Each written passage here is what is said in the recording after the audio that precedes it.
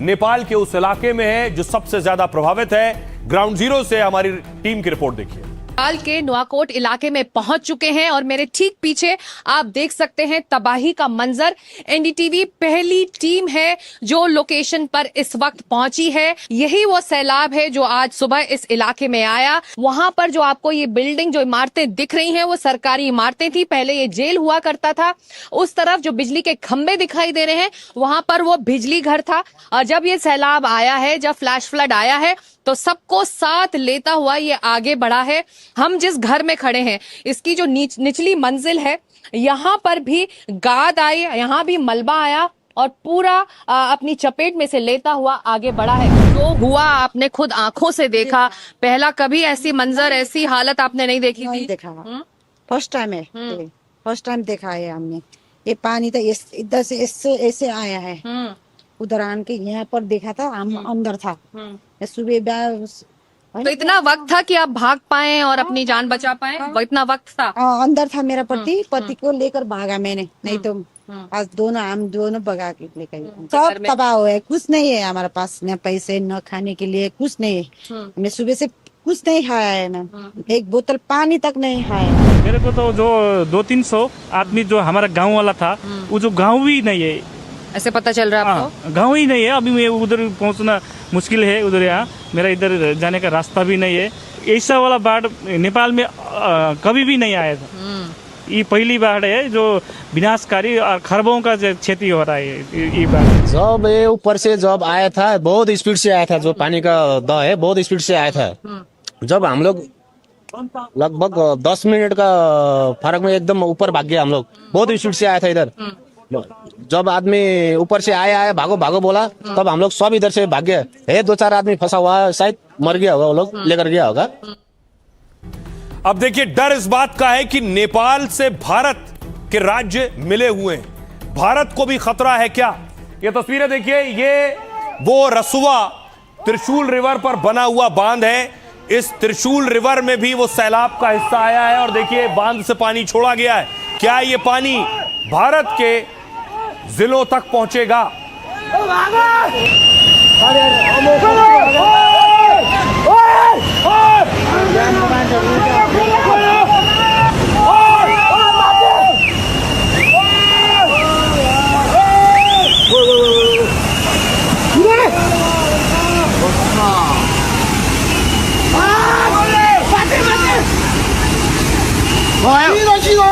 अब देखिए जरा, बिहार में अलर्ट हो गया।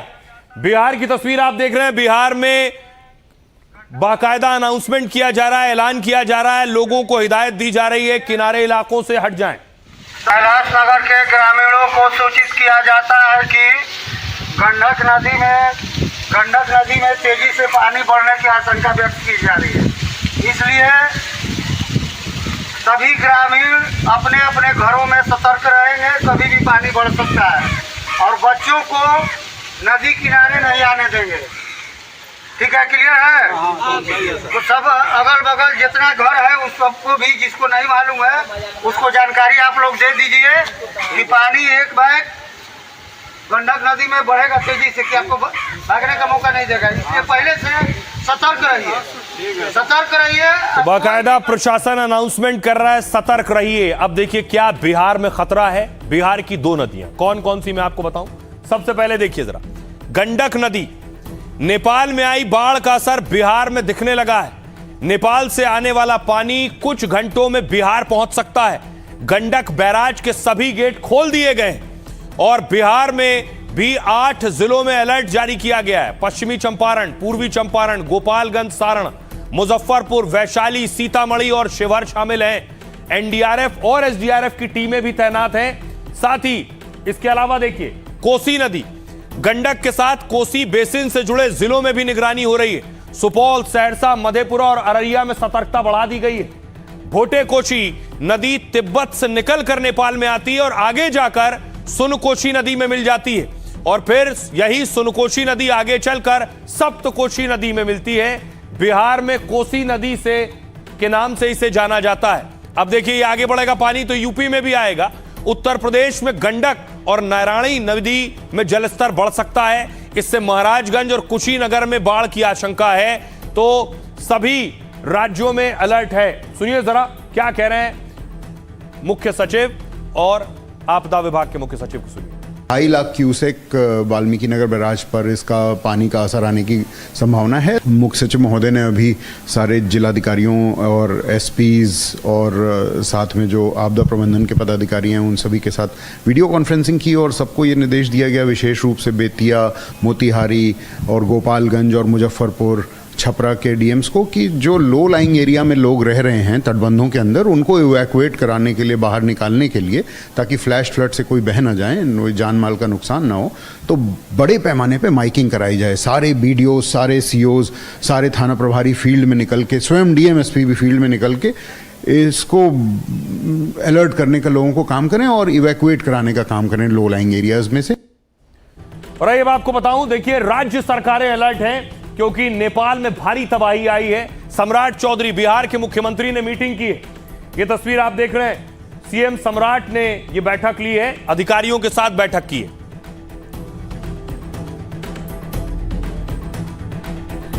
अब देखिए राज्य सरकारों की तैयारी क्या है, उनके राज्य तक ये बाढ़ का पानी अगर पहुंचेगा तो कैसे निपटना है। नेपाल में तबाही के बाद बिहार में हाई अलर्ट है।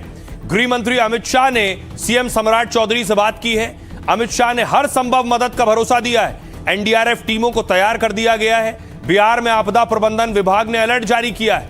कोसी, बागमती और गंडक के इलाकों में निगरानी बढ़ाई गई है। एनडीआरएफ, एसडीआरएफ की अतिरिक्त टीमें तैनात की जा रही हैं। गोपालगंज में एनडीआरएफ टीम भेजी जाएगी।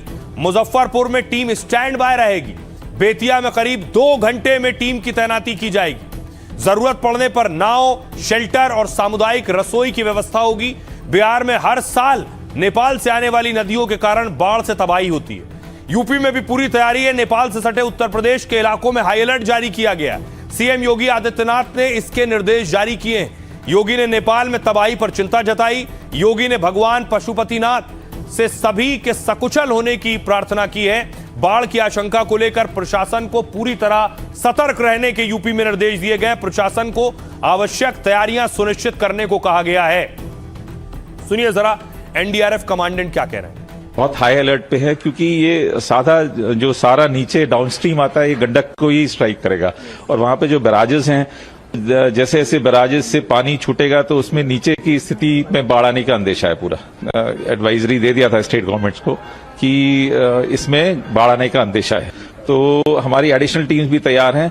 जैसे जैसे जहां पे भी स्टेट गवर्नमेंट को लगेगा कि वहां पे एनडीआरएफ की जरूरत है तो एनडीआरएफ अपनी टीम डिप्लॉय करेगा। जो भी नाविक है, मछुआरे हैं, मवेशी वाले हैं, या खेतिहर जो भी हैं, सब लोगों को मना किया गया है कि आप लोग 48 घंटे तक निचले इलाके में नहीं जाएं, सावधानी पूर्वक रहें। और टोटल जो भी रिंग बांध है, रिंग बांध पे भी प्रशासन के द्वारा गश्ती बढ़ा दी गई है। जैसी सूचना प्राप्त है कि रात होते होते पानी गोपालगंज की सरहद में भी घुसेगा और इसीलिए हम समय रहते जिला प्रशासन सभी गांव वासियों को, पंचायत वासियों को सूचित कर रहा है कि निचले स्तर पे बांध के उस तरफ नहीं जाना है। जो 48 घंटे है वो बहुत सचेत रहने के लिए, घबराने की बात नहीं है। कोई भी ऐसा नहीं, इतना भी पानी नहीं आएगा कि पानी गाँव के अंदर घुस जाए, परंतु हाँ ये जरूर है कि पानी बहुत तेजी से आएगा, तो इसलिए खतरे वाली जगह पर नहीं जाना। कुछ निचले इलाकों में हो सकता है पानी थोड़ी देर के लिए आए फिर वो निकल जाएगा।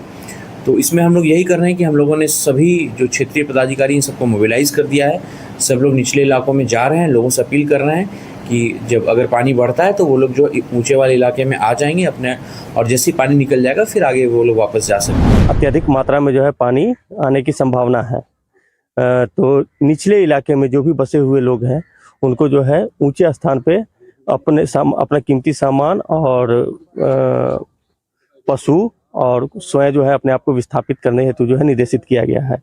इसी क्रम में अभी जो है जायजा लिया जा रहा है कि कितना क्यूसेक पानी अभी वर्तमान में, और लगातार मॉनिटरिंग की जा रही है। अब सवाल यह है कि आखिर ये तबाही कैसे आई। बताया जा रहा है क्या ग्लेशियर के जरिए तबाही आई, ग्लेशियर फटा और सैलाब आया।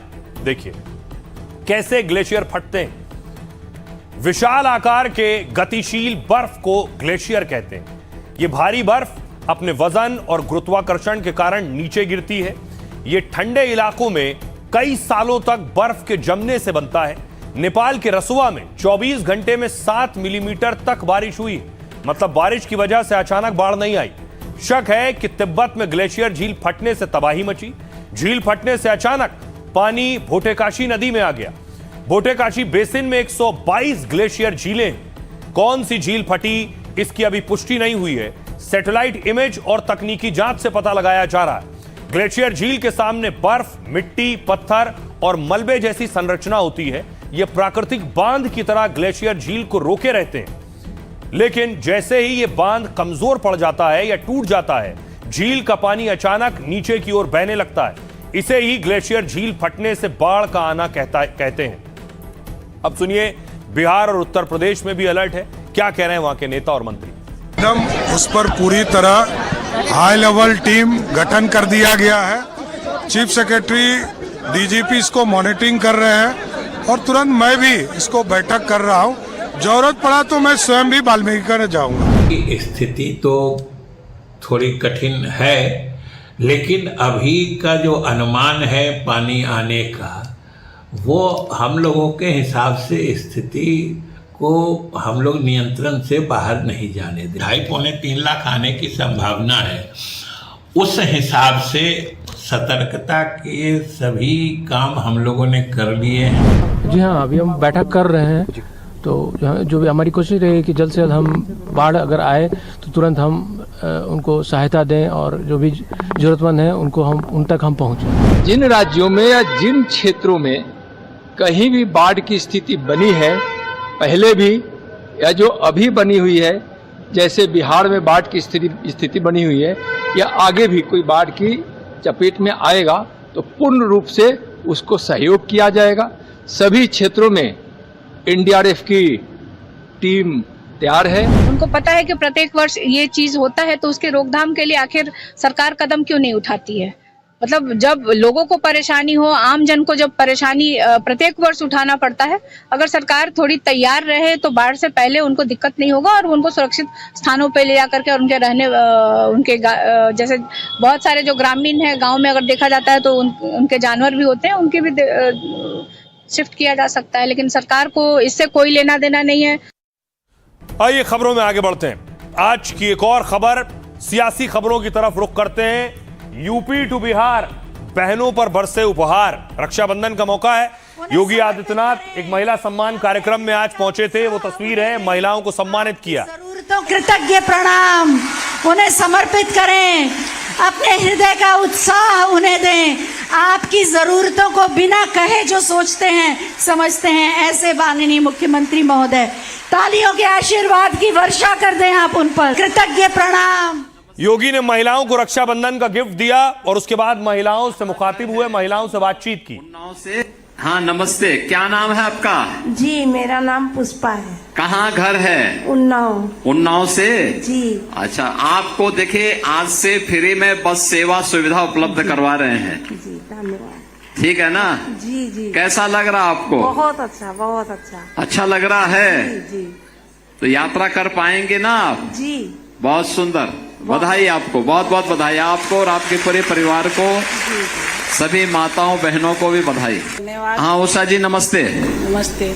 अब देखिए, इस यात्रा की सुविधा का लाभ प्राप्त होगा। महिला में जो वो ऊर्जा भर दी है, जो हम सोच भी नहीं सकते थे। जो भी सफर करेगा आपका ही नाम लेगा कि आपने ये बहुत अच्छा किया। हम नहीं, देखिए, आप लोग जब अच्छे लोगों को चुनते हैं तो अच्छा ही होता है। आप कहाँ से हैं? सर, सीतापुर से। अब आपको सीतापुर से लखनऊ आना हो या लखनऊ से सीतापुर जाना हो या सीतापुर से अयोध्या जाना हो जी, तो बस सेवा आपको फ्री में मिल जाएगी। जी जी। कैसा लग रहा है आपको? बहुत बहुत अच्छा लग रहा है। अब परिवार के आश्रित नहीं रहना पड़ेगा। बधाई आपको, बहुत बहुत बधाई। अब देखिए, बड़ा दिलचस्प है कि योगी आदित्यनाथ रक्षाबंधन गिफ्ट दे रहे थे, तो दूसरी तरफ अखिलेश यादव भी महिलाओं से मिल रहे थे और रक्षाबंधन गिफ्ट सरकार आई तो क्या गिफ्ट देंगे इसका भी ऐलान कर रहे थे। ये अखिलेश यादव को आप देख रहे हैं, महिलाओं ने राखी बांधी उन्हें।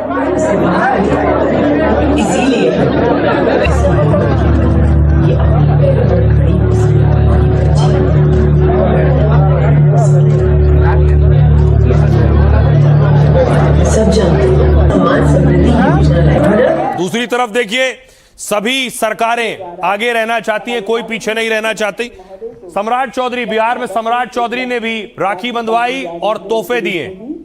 और आज उनके द्वारा हमारे माननीय मुख्यमंत्री महोदय को रक्षाबंधन के उपलक्ष्य में राखी बांधी जा रही है। पुलिस दीदी रीमा कुमारी और रुचि कुमारी। कार्यक्रम के उपरांत माननीय मुख्यमंत्री महोदय मोटरसाइकिल का लोकार्पण है माननीय मुख्यमंत्री महोदय द्वारा, और आज उनके द्वारा हमारे माननीय मुख्यमंत्री महोदय को रक्षाबंधन के उपलक्ष्य में राखी बांधी जा रही है। पुलिस दीदी सम्राट चौधरी राखी बंधवा रहे थे, क्या गिफ्ट दिया है महिलाओं को आपको बताऊंगा। दूसरी तरफ देखिए, दिल्ली की मुख्यमंत्री रेखा गुप्ता भी महिलाओं के कार्यक्रम में थी। रक्षाबंधन से पहले लक्ष्मी योजना की शुरुआत की है, वो योजना जिसमें महिलाओं को राशि दी जानी थी।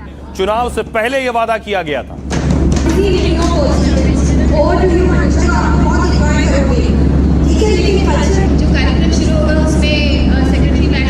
अब आइए आपको बताऊं, हर राज्य में रक्षाबंधन पर महिलाओं को क्या क्या तोहफा दिया जा रहा है, कौन सा गिफ्ट दिया जा रहा है। इसकी शुरुआत यूपी से करते हैं। 3 दिन के लिए महिलाओं को बस में यात्रा फ्री है। 900 सरकारी बसों में 27 से 29 अगस्त तक यात्रा फ्री है। महिलाओं के एक सहयोगी का सफर भी मुफ्त होगा। कामकाजी महिलाओं के लिए हर जिले में हॉस्टल बनेंगे। इसके अलावा दिल्ली में देखिए जरा क्या गिफ्ट है। रक्षाबंधन से पहले लक्ष्मी योजना की शुरुआत की गई है। हर पात्र महिला को 2500 रुपए महीना मिलेगा। 9 लाख से ज्यादा महिलाओं ने रजिस्ट्रेशन कराया है। इसके अलावा 56 लेडीज स्पेशल इलेक्ट्रिक बसें भी शुरू की गई हैं। कामकाजी महिलाओं के लिए 15 बस व्यस्त रूट में चल रही हैं। 13 कॉलेज और यूनिवर्सिटी वाले रूट में चल रही हैं। बिहार का गिफ्ट देखिए जरा। महिला पुलिस कर्मियों को 4700 स्कूटी की सौगात दी गई है। 2 दिन के लिए महिलाओं को बस में यात्रा फ्री। बिहार से डाक के जरिए राखी भेजने पर 10% छूट है। राजस्थान में देखिए, रोडवेज की बसों में महिलाओं को 2 दिन मुफ्त सफर। आंगनवाड़ी कार्यकर्ताओं और सहायिकाओं को खास तोहफा। रक्षाबंधन पर उनके खाते में सीधे 1100 रुपए भेजे गए। उत्तराखंड में देखिए गिफ्ट, 2 दिन के लिए महिलाओं को बस यात्रा फ्री मिलेगी। उत्तराखंड में वॉल्वो और एसी बस में भी सफर होगा। तमिलनाडु का तोहफा देखिए, महिलाओं को, गरीब महिलाओं को साल में 3 मुफ्त गैस सिलेंडर मिलेंगे। महिलाओं के लिए मुफ्त बस यात्रा का दायरा बढ़ाया गया है। 2 अक्टूबर से हाईटेक डीलक्स बस में भी फ्री सफर होगा। एक जिले से दूसरे जिले का सफर भी अब फ्री होगा। इस ऐलान से 25 लाख महिलाओं को फायदा होगा। तो अलग अलग राज्यों ने गिफ्ट दिया है महिलाओं को रक्षाबंधन पर। सुनिए क्या कह रहे हैं सीएम। आपका किराया अब हम लोग देंगे, सरकार आपका किराया भरेगी। कल से लेकर यानी 27, 28 और 29 को तो हर बेटी, हर बहन, हर माता अपने एक सह यात्री के साथ उत्तर प्रदेश परिवहन निगम की बस में या सिटी बस की सेवा में निःशुल्क यात्रा कर लेगी।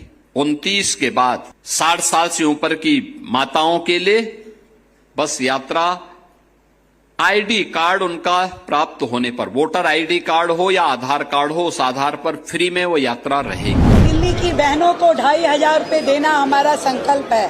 तो आज ये दिल्ली लक्ष्मी योजना को वास्तविक रूप में जनता तक पहुंचाने के इस दिन पर मैं दिल्ली की बहनों को खुश देखकर बहुत खुश हूँ। 1 सितंबर को उनके खाते में जो पिछले माह का, अगस्त माह का पैसा है वो आ जाएगा। बिहार में महिलाओं की सुरक्षा को और मजबूत करना। आज देश में पहला बिहार है जिस बिहार में लगभग 40,000 की संख्या में महिला पुलिस बल है। इस देश में कोई दूसरा राज्य नहीं है, सिर्फ बिहार है। अब एक और बड़ी चीज यह है, बेशक महिलाओं को रक्षाबंधन गिफ्ट है, लेकिन जहन में सियासतदानों के चुनाव भी होता है। यही वजह है कि कोई पीछे नहीं है महिलाओं को लुभाने में। सबसे पहले देखिए, महिलाओं के लिए योगी आदित्यनाथ ने झंडी दिखाई और फ्री बस सेवा शुरू की है।